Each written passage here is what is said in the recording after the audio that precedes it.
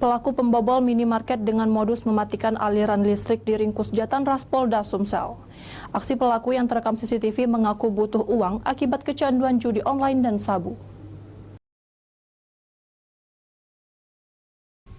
Dari rekaman CCTV minimarket terlihat pelaku menggunakan cahaya lampu ponsel memeriksa semua ruangan minimarket mencari barang yang diinginkannya. Pelaku sempat mengobrak-abrik di bagian meja kasir. Wajah pelaku yang mengenakan masker terekam jelas dalam kamera CCTV, termasuk ciri pakaian yang digunakannya. Diketahui ada 2 minimarket yang menjadi korban aksi pencurian pelaku. Minimarket pertama di Kelurahan 5 Ulu mengalami kerugian 13 juta rupiah 10 Januari lalu. Sedangkan minimarket kedua di Kelurahan 34 Ulu dibobol pelaku pada 17 Januari lalu dan mengalami kerugian hingga 22 juta rupiah. Tak butuh waktu lama, pria bertato di bagian lengan tersebut ditangkap Subdit Jatanras Polda Sumatera Selatan saat sedang santai di sebuah kamar kos bersama kekasihnya. Polisi langsung melakukan pengembangan pencarian barang bukti.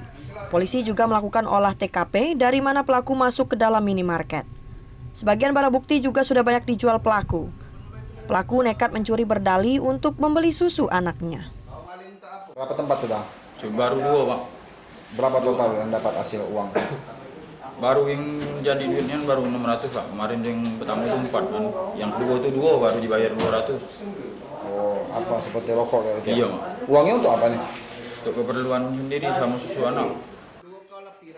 Kasubdit Jatanras Polda Sumatera Selatan, Kompol Agus Prihadinika menyatakan pelaku membobol 2 minimarket dengan modus naik melalui pohon di sebelah minimarket, lalu menjebol masuk melalui plafon.